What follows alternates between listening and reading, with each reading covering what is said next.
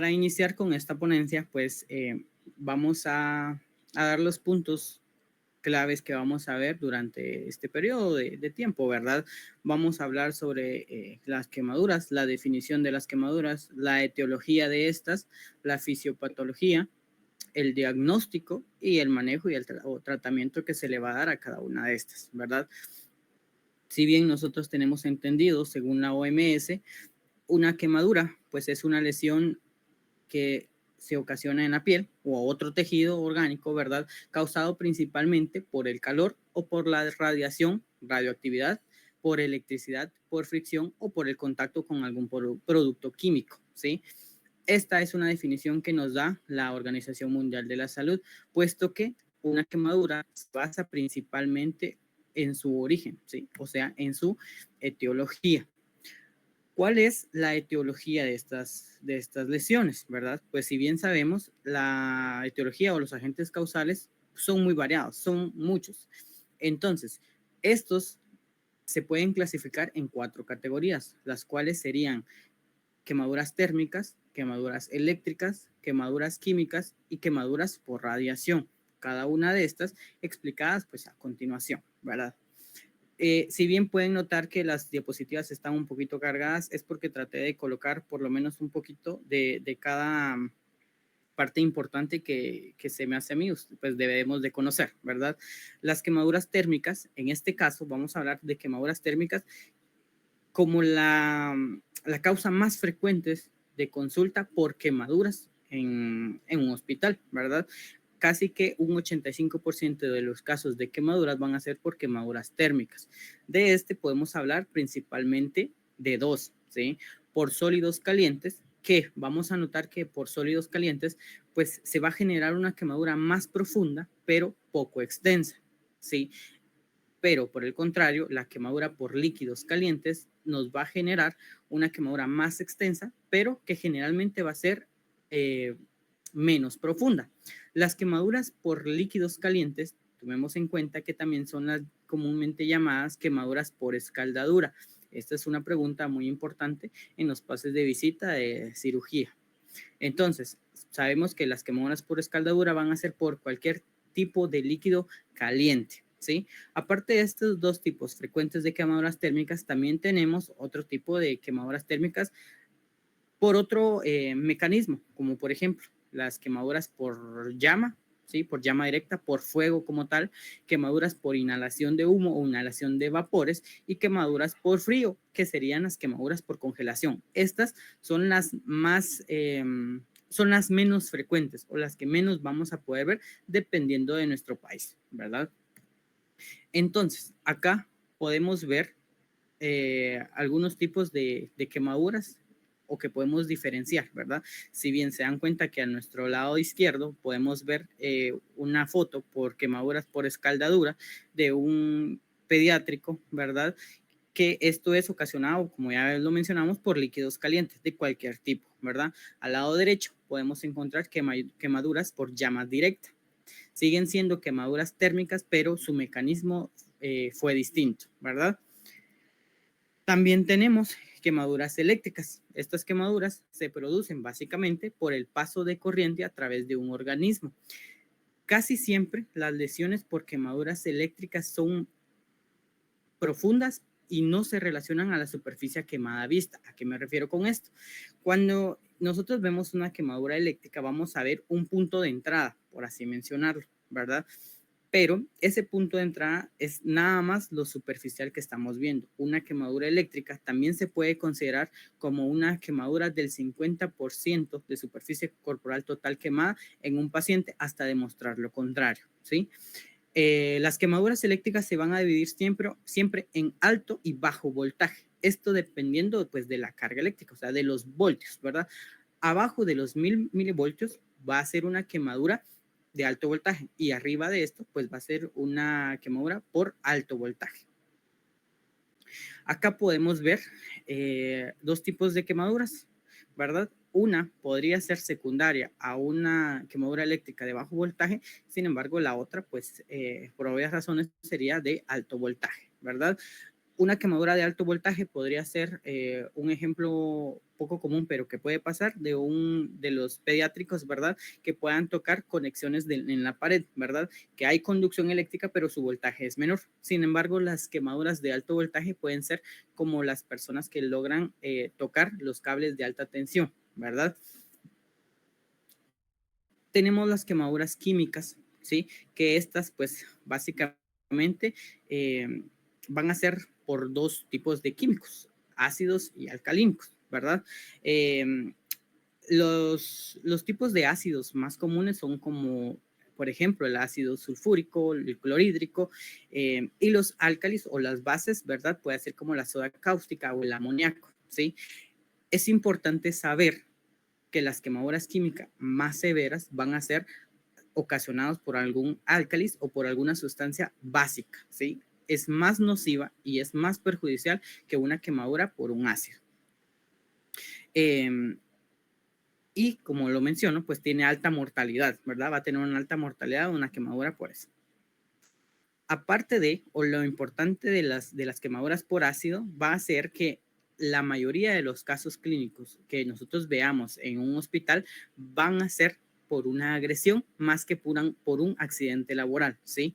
Entonces, podemos notar la diferencia entre una quemadura por un ácido en pacientes, ¿verdad? Si se dan cuenta, las quemaduras que se están originando acá, pues tienen un patrón distinto a las quemaduras por escaldadura o a las quemaduras por contacto con otra superficie, ¿verdad? Tienen bordes irregulares, manchados irregulares, ¿verdad? De escurrimiento, quiere decir que fue estas imágenes, si se los menciono, es de la Comisión de Cirugía Plástica Iberoamericana, ¿verdad? Casos clínicos secundarios a agresión.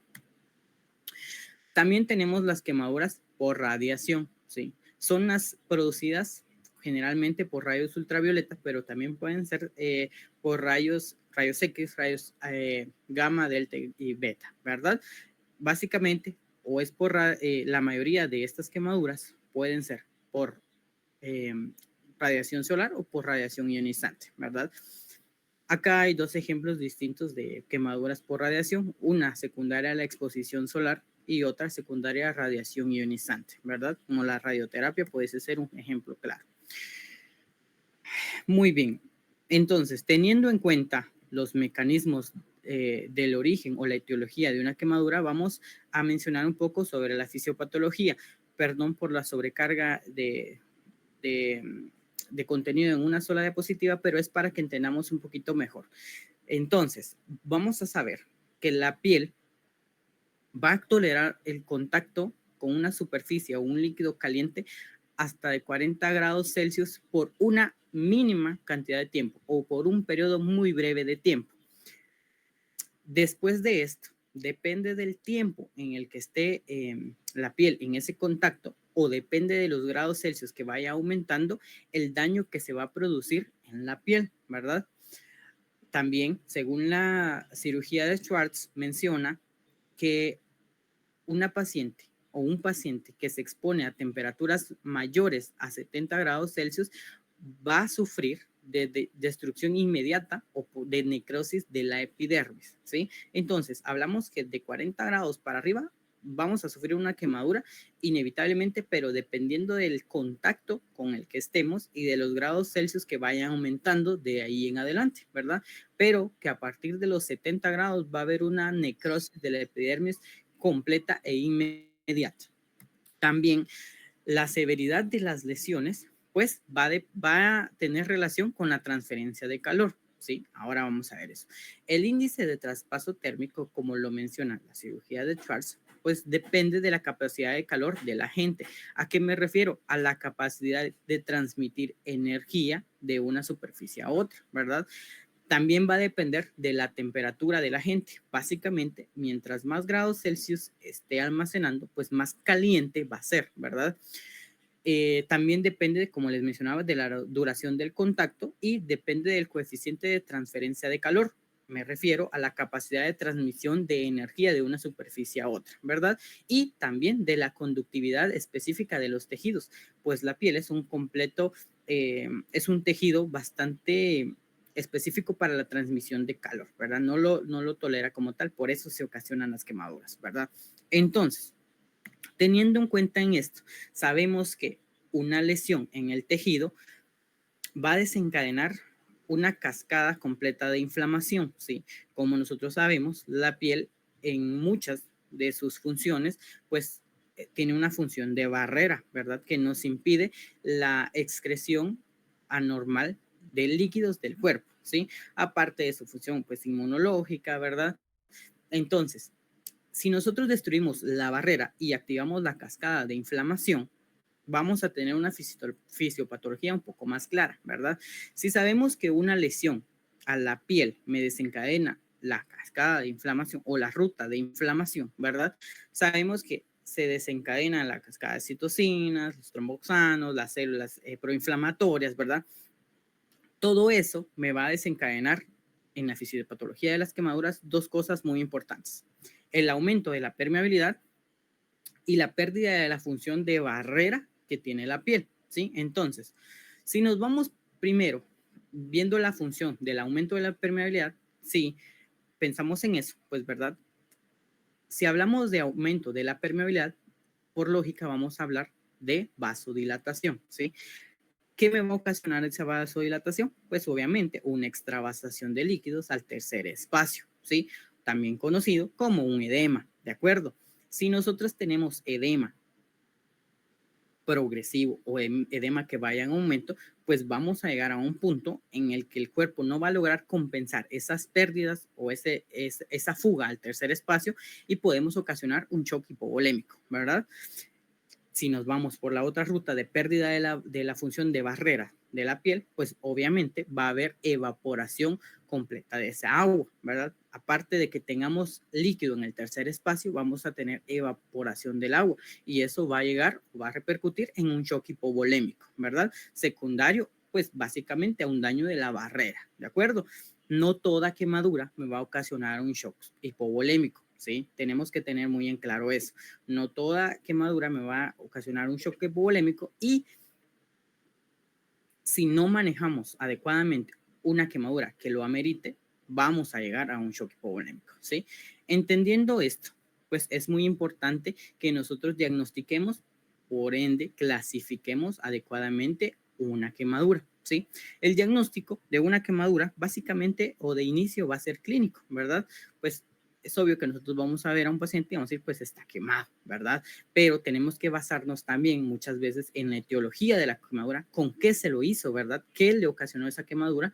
La extensión de la quemadura, o sea, la superficie corporal total quemada, ¿verdad? La profundidad de la quemadura, o sea, la severidad de esa quemadura y el compromiso local que puede ocasionarle o el compromiso sistémico que le va a presentar ese paciente secundario pues a la quemadura, ¿verdad? Ahora vamos a ver un poquito acerca de la clasificación. Las designaciones actuales, según la cirugía de Schwartz, y eh, sí, ¿alguien habló?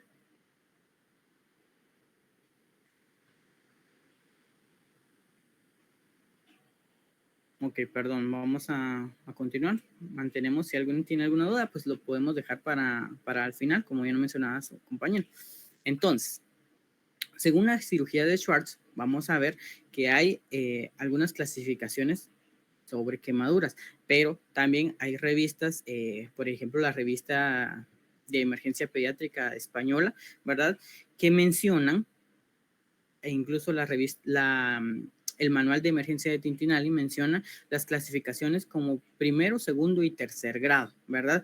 Pero esta designación, pues, se puede utilizar, sin embargo, hay designaciones actuales un poquito diferentes o un poco distintas, ¿verdad? Si bien mantienen las mismas lógicas, pues tienen una designación distinta, ¿verdad? Por ejemplo, a las quemaduras de primer grado las podemos conocer como quemaduras superficiales, ¿sí? A las quemaduras de segundo grado las podemos clasificar en dos, como espesor parcial superficial y como espesor parcial profundo, ¿de acuerdo? Y las quemaduras de tercer grado, pues también las podemos conocer como quemaduras de espesor total.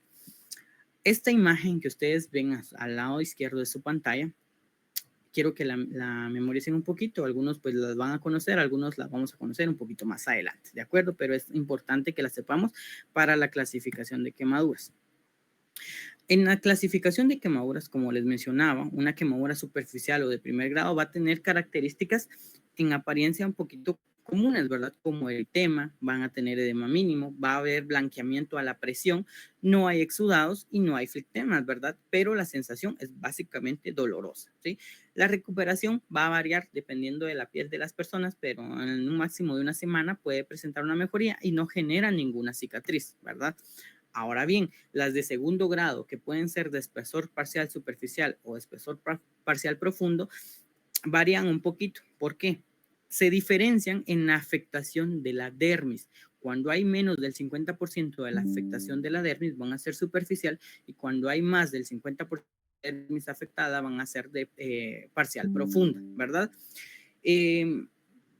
La apariencia de la parcial superficial, pues vamos a ver que es una quemadura que va a generar un color rosado hasta rojo brillante, ¿verdad? Que van a haber ampollas, y estas van a ser intactas, o sea que no se rompen generalmente, ¿verdad? Va a haber exudativo, o sea que ustedes van a ver que eso se está llenando de líquido, ¿verdad? De exudados, y también va a haber blanqueamiento a la presión. Este tipo de quemaduras son muy dolorosas y también tienden a tener un periodo extenso de curación que puede ser desde 7 hasta 21 días. Generalmente pueden no dejar cicatriz, pero si hay complicaciones como una infección, pues ahí sí podemos encontrar esa secuela, ¿verdad? Y lo que sí puede presentar es una despigmentación de la piel. Ahora bien, las quemaduras parciales profundas, pues van a generar una apariencia pálido, moteada, ¿verdad? Que van a ser ampollosas, que van a notar ustedes que hay ampollas rotas que se revientan por el mismo calor, ¿verdad? Que generalmente van a presentar exudado, y que estas no van a presentar blanqueamiento a la presión. También la sensación en este aspecto puede ser hipoalgesia o hiperalgesia. Depende de qué tanto daño nervioso pueden presentar, sin ser una quemadura aún de tercer grado o de espesor total. Estas pueden presentar una mejoría o una recuperación arriba de los 21 días. Puede que en esta sí se presente cicatriz, va a haber pérdida del vello básicamente, ¿verdad? Y pueden precisar en algunos casos tratamientos quirúrgicos como injertos cutáneos. Aquí un ejemplo o una gráfica de lo que puede, la diferencia entre las quemaduras de segundo grado superficiales y profundas, ¿verdad? Como lo mencionábamos, pues depende del espesor en porcentaje de la dermis que esté afectada. Y el espesor total o de tercer grado, pues la apariencia va a ser blanco hasta negruzco, ¿verdad? Esta quemadura va a presentar escaras, va a tener un aspecto de apergaminado y va a tener vasos trombosados, ¿sí? La sensación es no dolorosa, o va a presentar dolor solo a la presión profunda. ¿Por qué? Porque aquí va a haber una destrucción o una desnaturalización del tejido nervioso de la localidad, ¿sí? El tiempo de recuperación, pues estas heridas raramente son curadas. Me refiero a que raramente pueden presentar una mejoría notoria, ¿sí? Van a haber cicatrices, va a necesitar cirugía, ¿de acuerdo? Entonces, ¿alguien quiere opinar algo? Yo tenía una duda, Doc. Sí, dime. Nos comentaba que en las quemaduras de primer grado no se iban a tener como tal ampollas, pero Sí, iba a ser en las de segundo. Pero en caso que, por ejemplo, se presentara una quemadura por aceite de cocina, y se presente como tal una ampolla y no abarque como tal el porcentaje que nos mencionaba, ¿se sigue considerando como de segundo grado o de primero por no abarcar la cantidad? Bueno, el se porcentaje. va, se va a considerar de segundo grado por el mecanismo de acción con el que la quemadura se ocasionó y porque está produciendo exudados y flectemas. Ok, Doc, muchas gracias. Muy bien, entonces, esta información o toda la información que ustedes están notando acá, pues siempre tienen una referencia que claramente se las estoy dejando acá, ¿oyeron?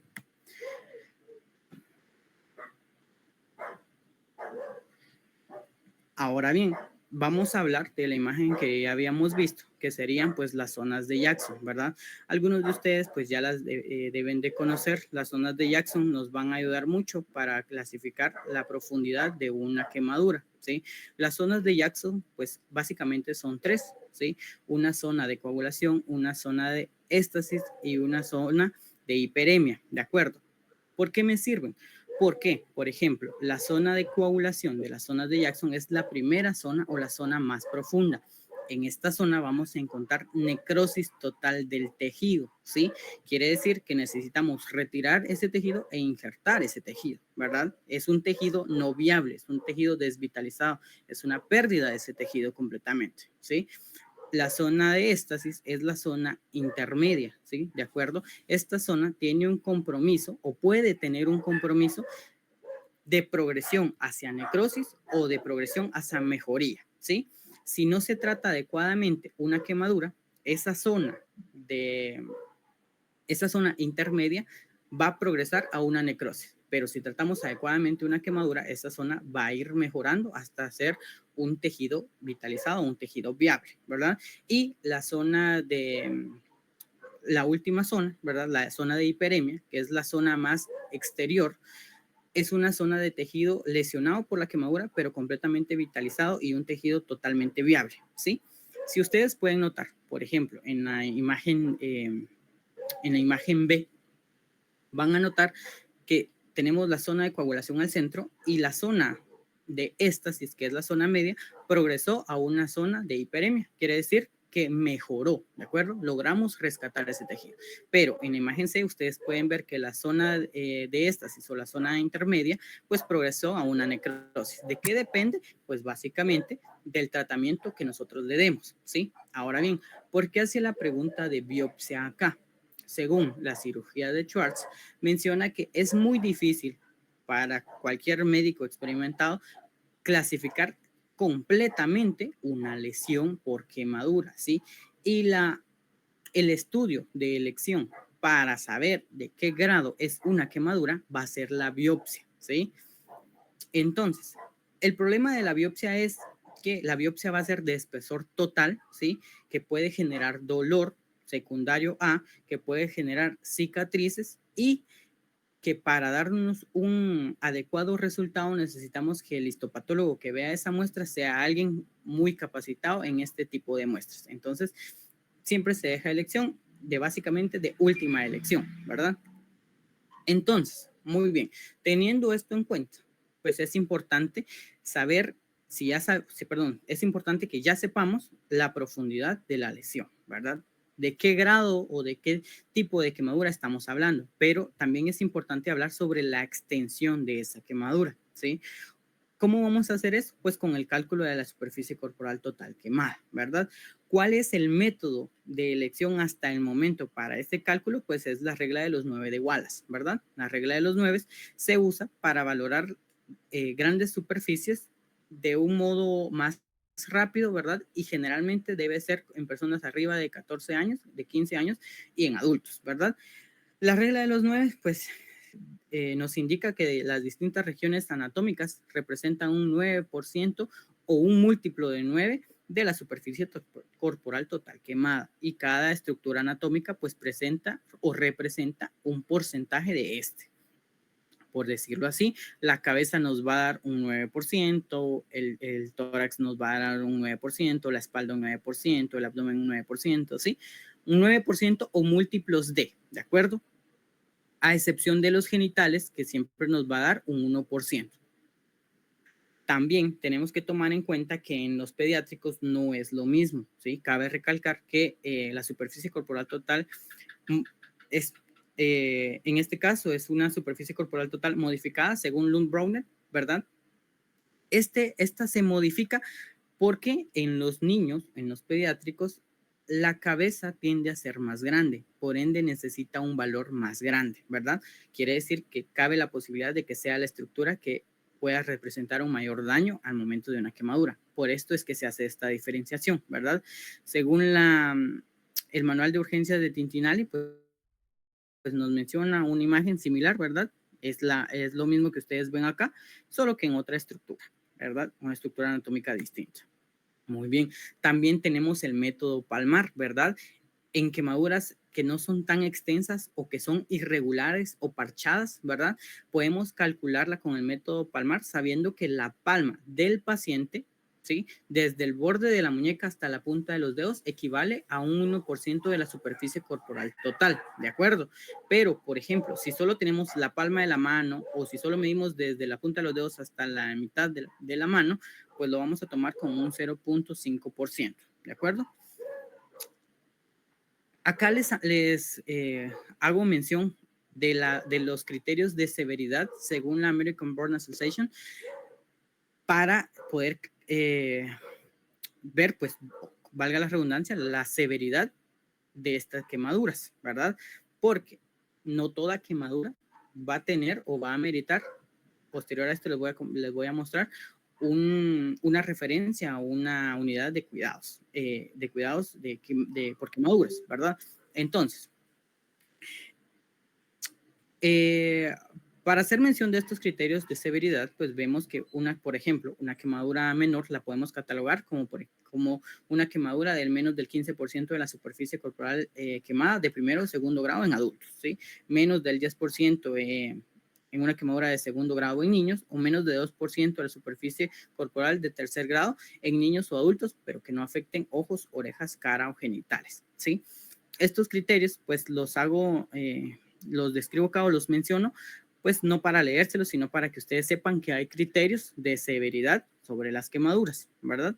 Hasta criterios para quemaduras mayores, que se los dejo acá, no para leérselos como se los digo, sino que para que ustedes sepan que hay criterios, ¿verdad? También hay criterios para derivar a unidades de quemados de referencia, ¿sí? O sea, hay criterios en los que no podemos manejar una quemadura en una unidad de emergencia normal, sino que tenemos que derivar a una unidad de quemados especializadas, ¿sí?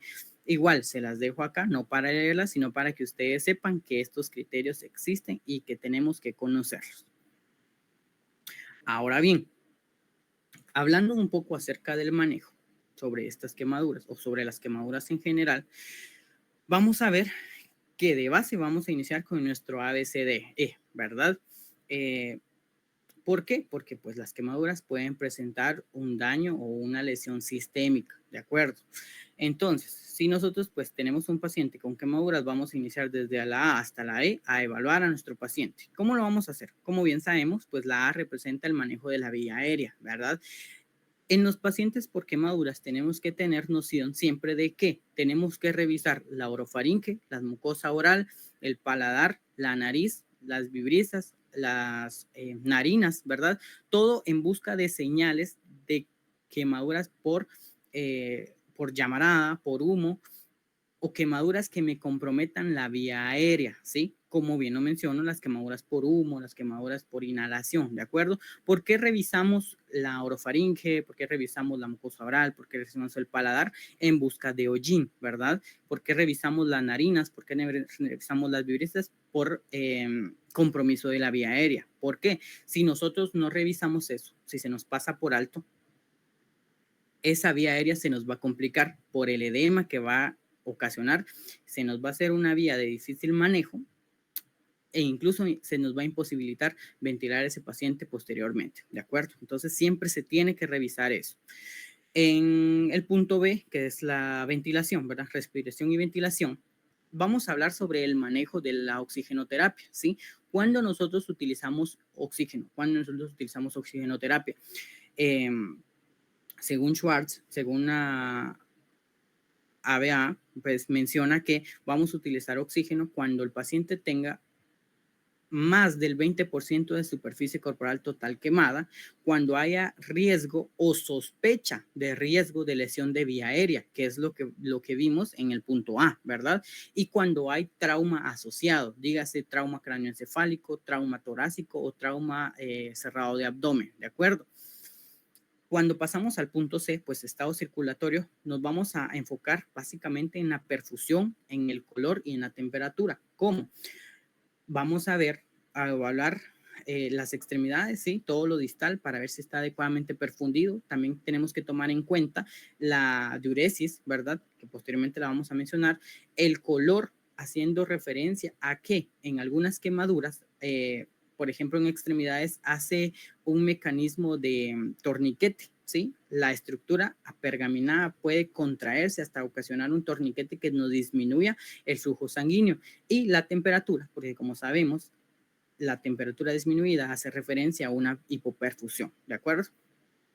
En el déficit neurológico tenemos que evaluar, pues básicamente el Glasgow o la escala de coma de Glasgow del paciente para saber o para demostrar o para comprobar, descartar que no haya una intoxicación por dióxido de carbono, por monóxido de carbono, ¿de acuerdo?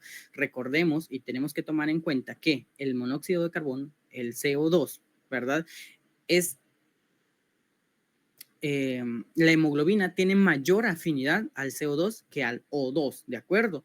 Porque tiene un grado de preferencia de un 200 a un 250% más el CO2 que el O2. Entonces tenemos a la tendencia de intoxicación por CO2. ¿Oyeron? Acá creo que tengo un error de menciona intoxicación por O2, pero es intoxicación por CO2, ¿de acuerdo? Perdón ese error ahí. Entonces tenemos que descartar esa intoxicación, ¿oyeron? ¿Cómo lo descartamos? Pues básicamente con el deterioro neurológico, ¿verdad? Tenemos que estar evaluando constantemente el deterioro neurológico. Y como punto E, o la exposición, ¿verdad? Lo que más nos interesa es el control de la temperatura. ¿Por qué? En la emergencia nosotros... Ahora sí, doctor. Muy bien, gracias. Entonces, como les mencionaba, la hipoperfusión del tejido va a ocasionar la profundización de las quemaduras, ¿sí? Entonces, de nuestra valoración primaria o nuestra reanimación en la valoración primaria, lo importante va a ser la fluidoterapia, ¿sí? Inicial, ¿verdad? Evitar que el paciente entre en una hipovolemia, ¿de acuerdo? Evitar la hipoperfusión tisular porque esta nos puede causar la profundización de las quemaduras, evitar el estado de choque y el fallo multiorgánico, ¿sí?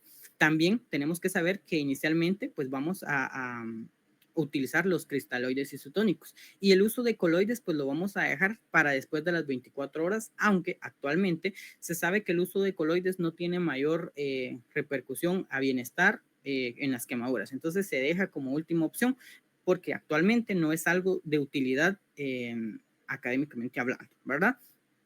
Y tenemos que saber que pues de elección el cristaloide de elección va a ser el lactato de Ringer o la solución Harman conocida comúnmente, ¿verdad?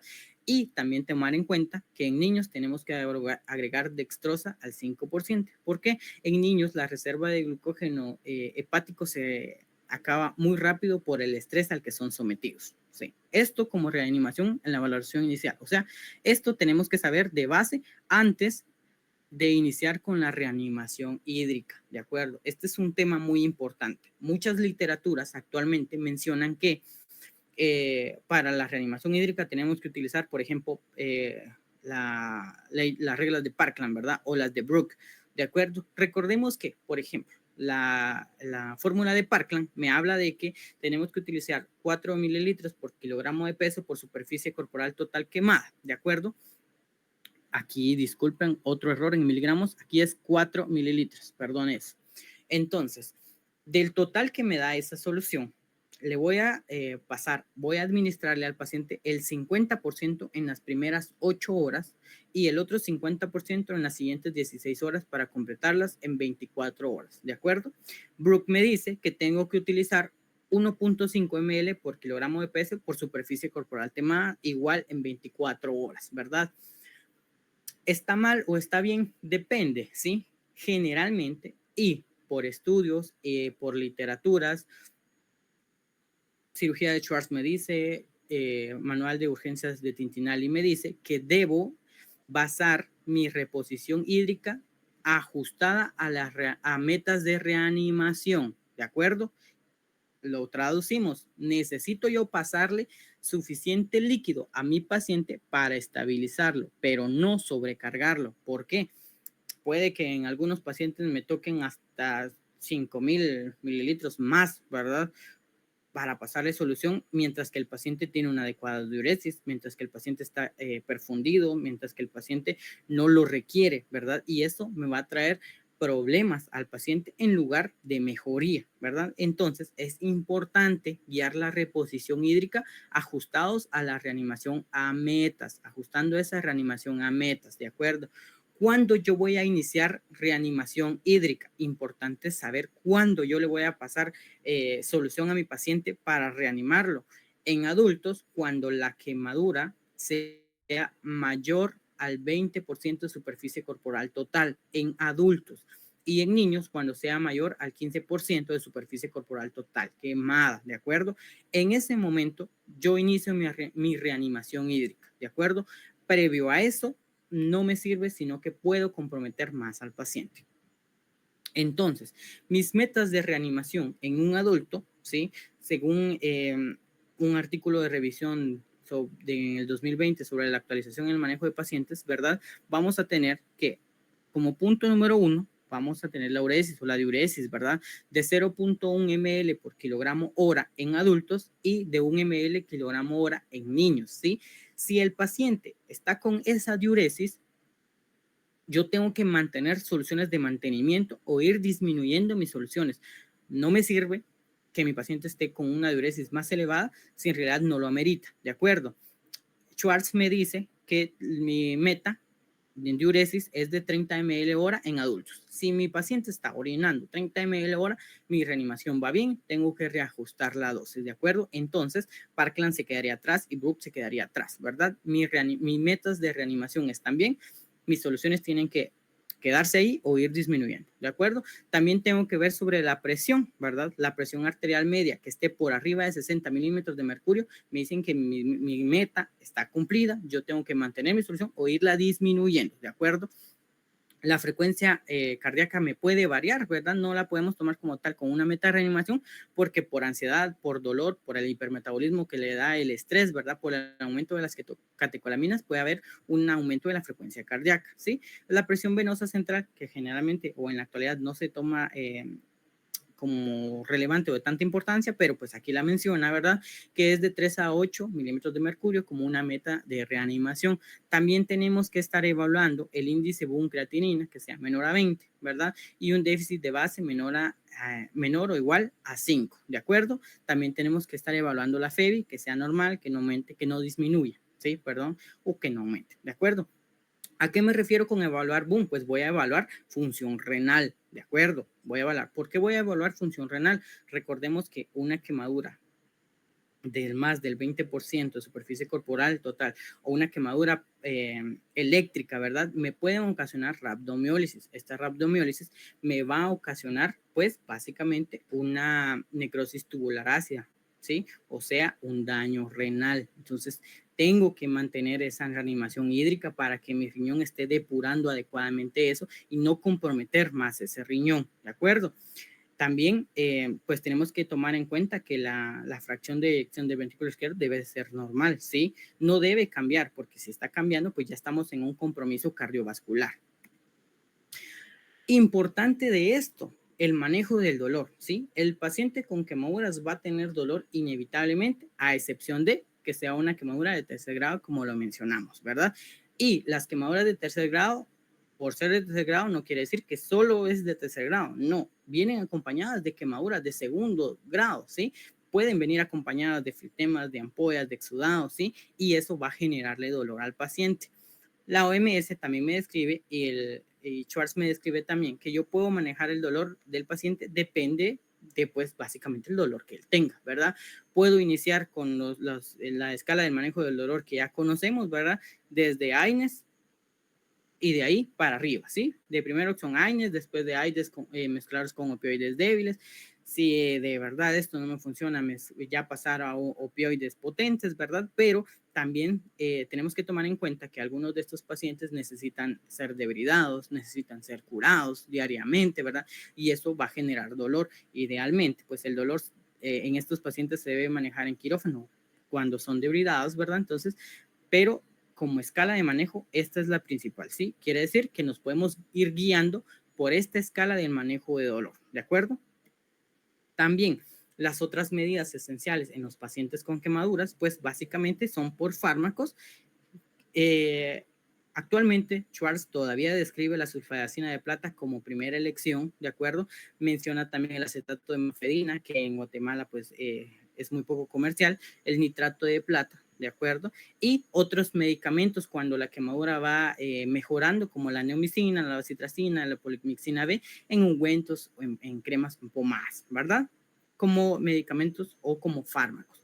Pero otras medidas también pueden ser los injertos. Todo esto va a depender siempre obviamente, del tipo de quemadura, ¿verdad? Podemos necesitar de injertos parciales o totales, podemos necesitar de colgajos, podemos necesitar de membranas bioepiteliales o membranas biológicas. Actualmente se está manejando también desde los años 2018 para acá, ha venido un auge el estudio sobre la piel de tilapia en las quemaduras de segundo grado generalmente, ¿sí? En las quemaduras de tercer grado no me funciona igual porque hay daño más grande o un daño mayor del tejido, ¿de acuerdo? Pero también se está utilizando en las quemaduras de segundo grado superficiales y profundas la piel de tilapia como una adecuada opción, ¿de acuerdo? No todos los países la tienen, no todos los países lo tienen autorizado, ni todos los países lo tienen estudiado, pero es una de las terapias novedosas que se pueden implementar.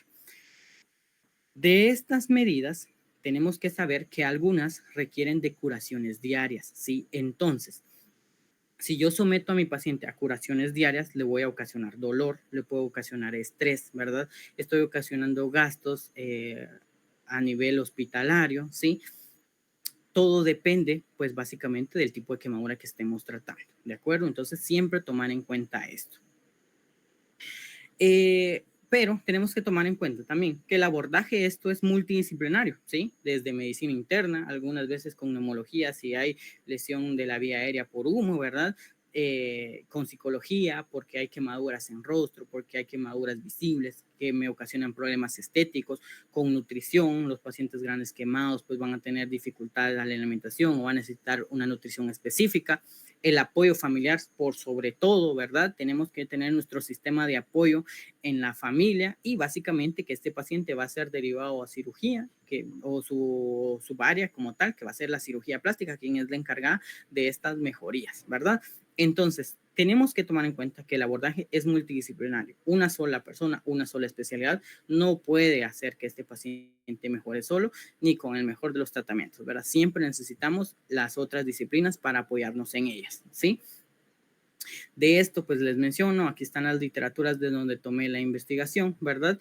Y también les hago referencia acá sobre mi trabajo mi último trabajo, que fue sobre una revisión sistemática de literatura sobre el resultado clínico de la utilización de la piel de tilapia en quemaduras de segundo grado. Esa fue mi revisión sistemática para graduación, ¿verdad? Entonces también tomé información de ahí para poder presentársela el día de hoy a ustedes. Esta pues fue la presentación, tal vez un poquito corrida, ¿verdad? Pero por el tiempo lo vamos a dejar hasta acá.